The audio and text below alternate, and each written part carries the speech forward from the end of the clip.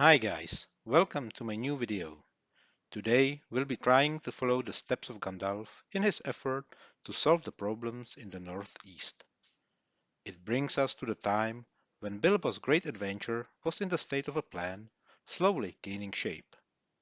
Let's see if we can succeed in winning back Erebor, or whether Smaug remains the undisputable king of the mountain for the foreseeable future. At first, let's dive a little bit back into history in order to understand what is the situation and why we have to get the kingdom of Erebor back. It all started when the original dwarven kingdoms in the north faced increased attacks from gold-hungry dragons. The situation there was quickly becoming untenable, and so young King Tror led his people, a tribe of Durin's folk, south. They headed to the lonely mountain in Rovanion, which was explored some time before by dwarven scouts looking for new sources of ores and identified as a site with potential. Tror's dwarves settled there and soon found a lot of iron, gold, and even diamonds. Thus the kingdom of Erebor began. As the dwarves mined deeper and built their city inside the lonely mountain, they soon encountered the need to gain food supplies, as their main focus was on ore mining and processing. Luckily, they were not alone in the region. Although the elves did not trust the dwarfs too much, they were still able and willing to provide some help with supplying the dwarfs with vital foodstuff in exchange for their products. But more important were the remnants of the northern men living around the long lake. These farmers, herders, and fishermen soon found out the advantages of trade, becoming skilled merchants.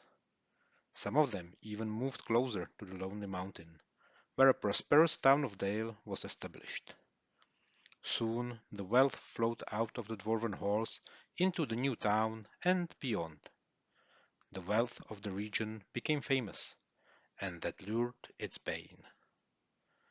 There lived in the north one very mean fire dragon called Smaug. As most the dragons are, he was possessed by gold, which was already scarce in the north.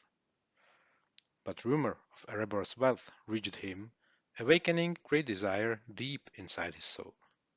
Soon he decided to make the lonely mountain his own lair. He took off and on the wings of a storm attacked Erebor, where the sentries grew lazy and heedless. Smaug was still a young dragon then, but the surprise and ferocity of the attack won him the day. He killed and devoured all the dwarfs caught inside the mountain, with the exception of Tror and his son Trine, who escaped via a secret tunnel, as well as many proud warriors of Dale. Only those dwarfs who were currently outside Lonely Mountain survived. Of these, Thorin, son of Trine, and Balin, son of Fundin, were the most notable. These refugees were soon joined by Tror and Trine, with their birds charred. The poor remnant of the formerly proud people traveled west over the misty mountains to find a refuge in Eregion. Some time later, Tror was killed in Moria, which began the war between orcs and dwarfs. Following the victorious but extremely bloody battle of Azanul-Bizar, the remnant of the Durin's folk of Erebor, now led by Trine, moved further west, finding new home in Blue Mountains. But the living in relative poverty was too much for Trine to bear, and he set upon a mission to win back his father's kingdom. His party was ambushed many times by the servants of Sauron, until finally Trine was lost in a mist, and no dwarf has ever seen him again. And that is where we are now. Thorin Oakenshield rules the dwarves in Blue Mountains, but his heart desires the treasures of his grandfather. He is determined to succeed where his father has failed. Now, when we know what our goal is, let's make a short overview of Middle-earth collectible card game rules we will be using to create this wizard deck. We will be building a deck for a 2-deck game, with 30 to 50 resources and the same number of hazards. 12 creature minimum is mandatory for everyone, but I prefer an equal number of creatures as other hazards in my decks, without the need to count a hunt and at-home dragon manifestations, as well as other creatures playable as permanent or short events as half the creature each. This deck will be no exception. Also, we will prepare a sideboard of 25 cards to complement this play deck. Because we'll be trying to follow Thorin Oakenshield's quest to regain his kingdom, while also being limited by the rules of the game, as well as the cards we draw, I divided the deck into two sections. The primal deck will be mainly played west of the Misty Mountains, while the sideboard will lead us to Rovanion and the vicinity of the Lonely Mountain. We will start collecting weapons and equipment, as well as companions for our journey at first, and that around Rivendell with an occasional trip into the Misty Mountains. Later, when we feel sufficiently prepared, we will dare crossing the Mirkwood Forest and see if we can gather some help to fight the dragon in the northeast itself. Let's have a look at our starting company.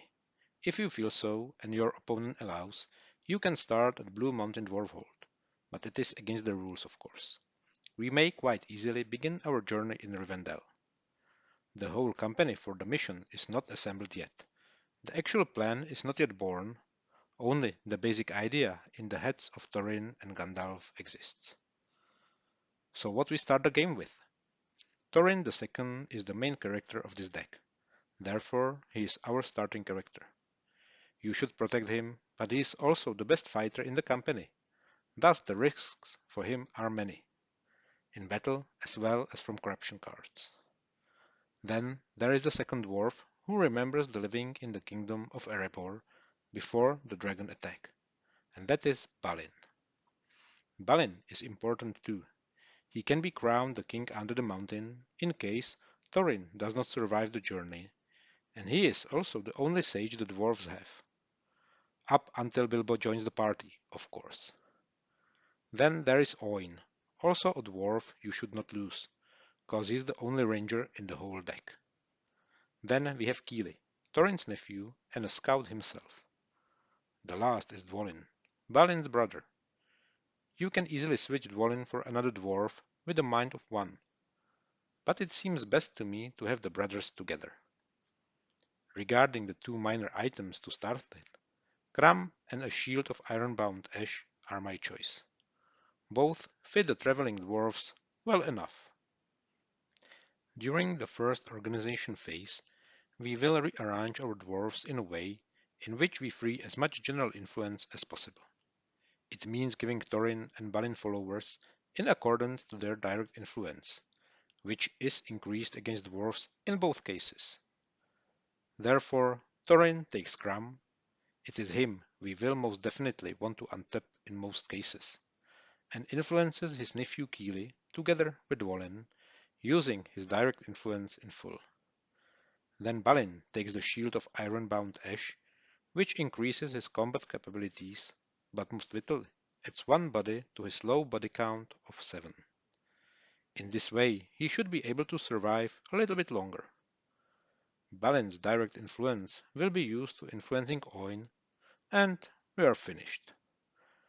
There is no other reason for this layout than sentiment and story logic. It makes no difference if you give Kili to Balin and Oin to Thorin as followers. In either case, they are now ready to go. As you probably see at the first sight, we will need a deep pool of characters in the deck. The dwarves are a nice bunch, but have a tendency to leave the game early, in combat, and due to corruption. Therefore, we will put into the deck 2 copies of our wizard Gandalf together with 10 other characters.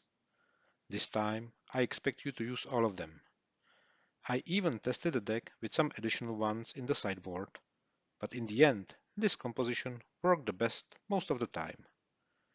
If we have a look at the actual characters we have here, you see they are almost exclusively dwarfs of Thorin's company, with Bilbo being the only non-dwarf character, and Dain II the only one who was not a companion of Thorin Oakenshield. Regarding Dain, is the only character I recommend you to discard if Thorin is still in the game. You can return him into the deck later, or leave him for the second turn of the deck itself. You may need him as a potential king under the mountain, when Thorin is available no more. The rest of the dwarfs make up Thorin's company, which sets out of their blue mountains in order to regain their hoard. We have here Gloin, File, Dorri, Norri, Orri, Bifur, Buffer, and the fat Bombur. Now to the points giving resources. At first, we will focus on getting the right equipment for our main goal.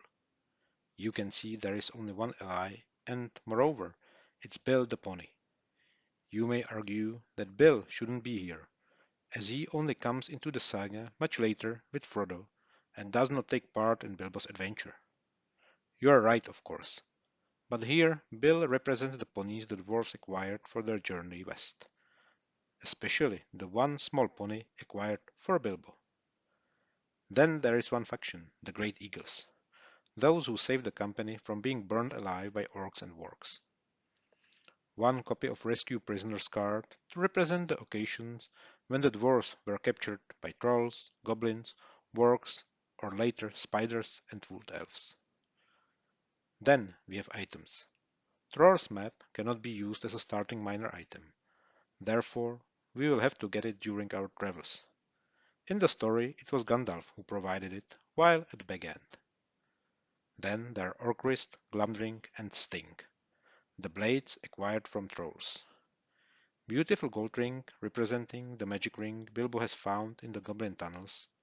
Only here, Gandalf will need to test it for a magic ring of stealth. Only then will it make Bilbo invisible. And finally, a group of items which were not mentioned in The Hobbit, but go down well with the story and help us on our way. Namely, Durin's axe, which makes a dwarf a competent warrior, and, as we all know, the dwarves would take axes with them when they travel through dangerous lands. A bargeon of silver, representing typical dwarven chain mail, two scabbards of Halcedony, very important for defeating the dragon, and finally Black Arrow, which is bound to kill Smaug, although there is no Bard the Bowman in the deck. The other resource events can be divided into the standard ones, which are to be found in nearly every deck, like Concealment, Dodge, Escape, Gates of Morning, Lucky Strike, Marvel's Toad, and Smoke Rings. Then there are cards which help us influence factions, Tempering Friendship and A Friend or Three, which is also great against corruption. Two copies of Fast Asleep card and Quiet Lands are in the deck especially for our attempt to slay the dragon at home, but could be used whenever we have a need or a good opportunity to use it in the first round of the deck. And finally, we get to three cards special for this deck. Biter and Beater increase the power of our Glamdring and Orcrist swords. Here it is mainly because it is connected with the story. You do not need this card for anything extraordinary, therefore it's a card you may freely discard. The dwarves are upon you is a similar story, but I suppose it will be used more often than not. It increases the prowess of dwarfs, of which we have plenty. The most important card in the list I have left to the end. It's an unexpected party card. This permanent event allows us to create a real monster, a company of 13 dwarfs, one hobbit, and a wizard. Now, tell me what such a company cannot manage. Its movement is slow, but there is hardly any attack strong enough to stop the dwarves from having enough untapped characters to play the items at any given site. It also spares the general influence a lot, for the price of not playing Dain II prematurely. The time has come to discuss where to play each of the point-giving resources. The sites shown here are in an alphabetical order for easier orientation. Let's begin with a single ally, Bill the Pony. Bill could be played in either Bree or Bag End. You can use both, but remember that Bilbo can be brought into play only at Bag End, so go for Bree, at least till you have Bilbo safely in play. The Great Eagles faction, with the use of Tempering Friendship card, you play at Eagle's Eyrie. Beautiful Gold Ring is for Goblin Gate. ideally together with rescue prisoners.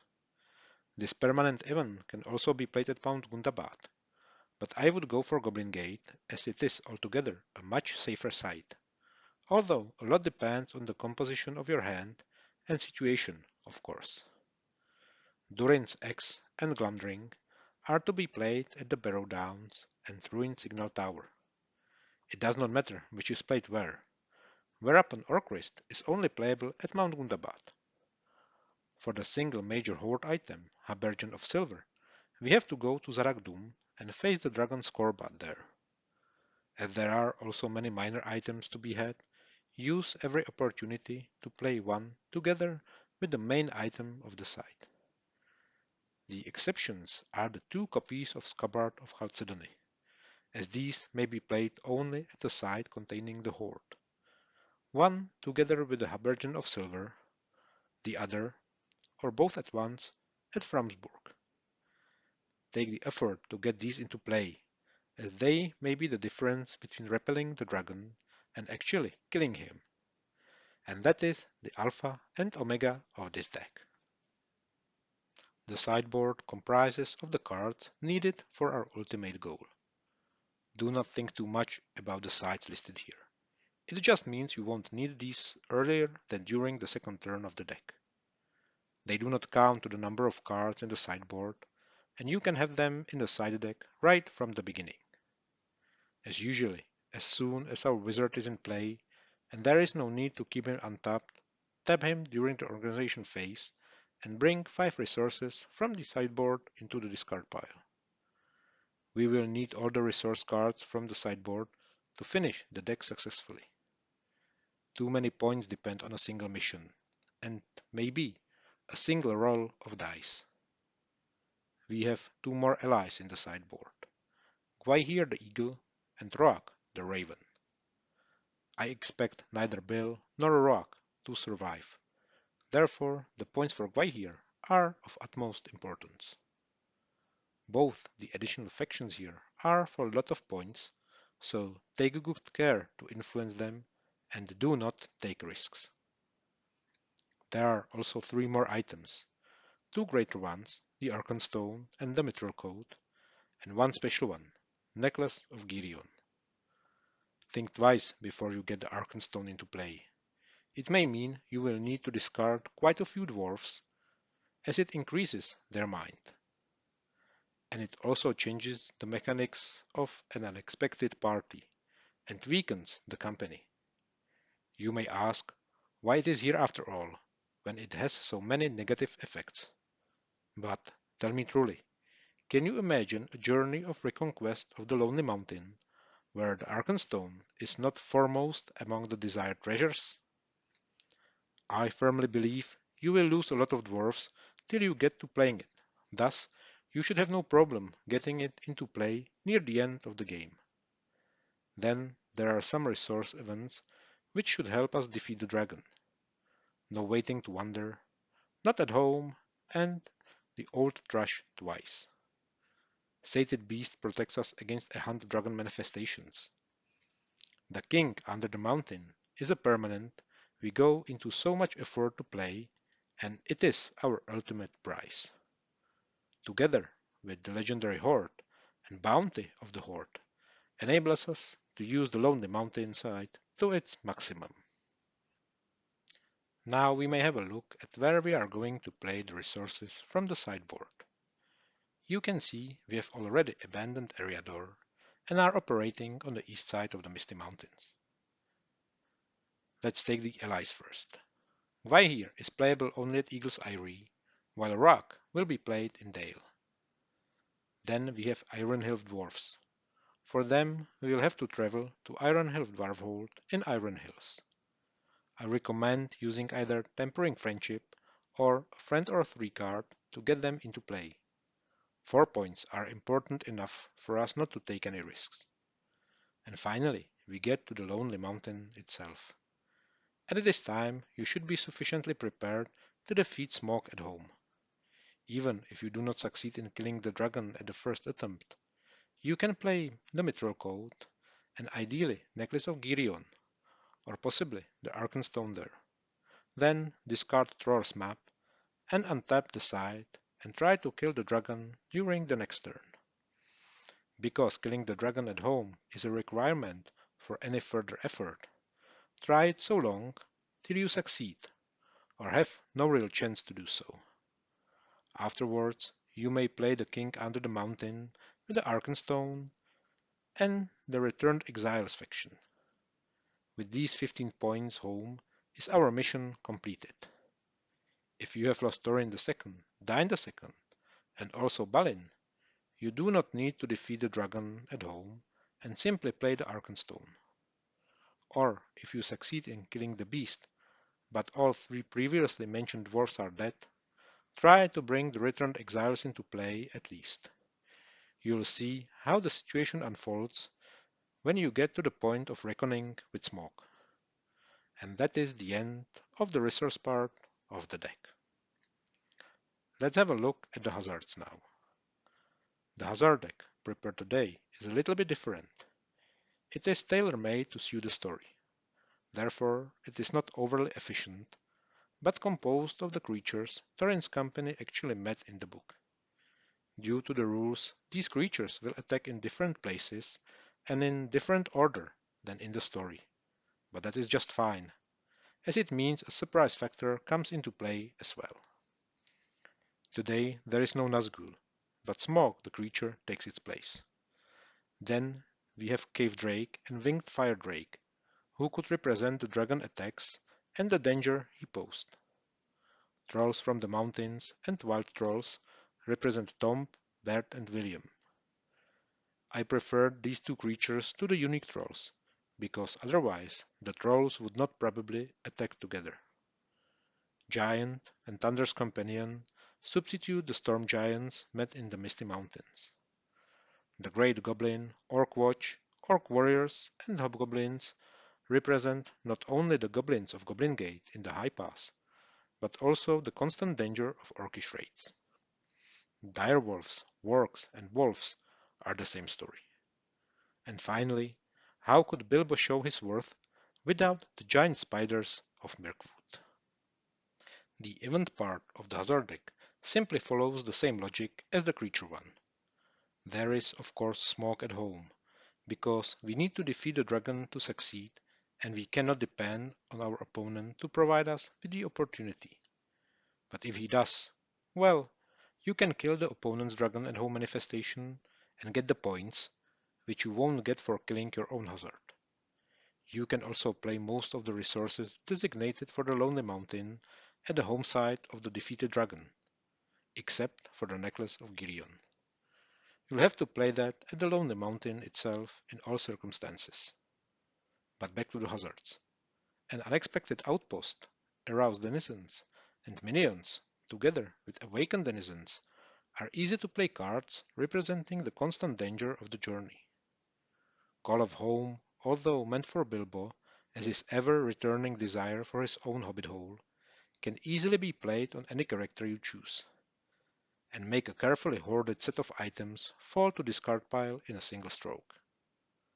Lost in Wilderness, Doors of Night, and Choking Shadows represent the natural dangers the company must overcome, especially as together with Flies and Spiders, and full of froth and rage, these cards make Mirkwood a really dark and unfriendly place.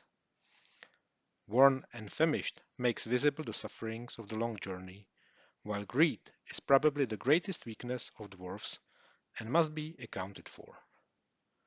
The last card we have not yet discussed is Tookish Blood. This card can also be played as a resource, and I recommend it to be used so, because losing Bilbo is pretty inconvenient in most situations. When I was considering what should go to the hazard part of the sideboard, I decided to continue the logic from the resource deck. There the sideboard represents the last part of the journey, reaching the mountain and the battle of 5 armies. Thus the sideboard creatures create together the army of wolves and orcs. Second copy of direwolves and wolf riders are the vanguard, hobgoblins the main force, orc guard the bodyguard of Bolg, and orc lieutenant will act as Bolg himself. The events are a little bit different. Here the dragon plays the major part. Searching Eye cancels effect of a card requiring the scout skill. Passion of Wrath increases the prowess of a dragon attack, for example of a cave drake, who is also a dragon creature. And Known to an Ounce makes playing items in dragon lairs a dangerous business. No escape of my magic hinders the movement the way the elves imprison the dwarfs. And finally, Redoubled Force adds strikes and prowess to all orc and troll automatic attacks.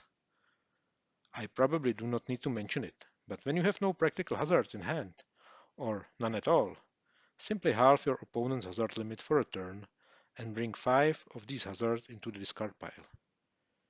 You need to do it only twice to have all the hazards out of the sideboard and ready to use. And that's all I have prepared for today. If you succeeded, there is a new king under the mountain, the time of prosperity returned to the northeast, and Gandalf may sleep a little more calmly. Otherwise, Gandalf, if not dead, has a few more wrinkles, and the region is ripe for Sauron to dominate. Now, if you like the video, please give it a thumb up and consider subscribing, as each takes just a second to do, while meaning a lot to me. A comment regarding changes in the deck, or an altogether different view, would also be appreciated. Next time, we will travel south and establish a realm of black Numenorans in Harad. See you then.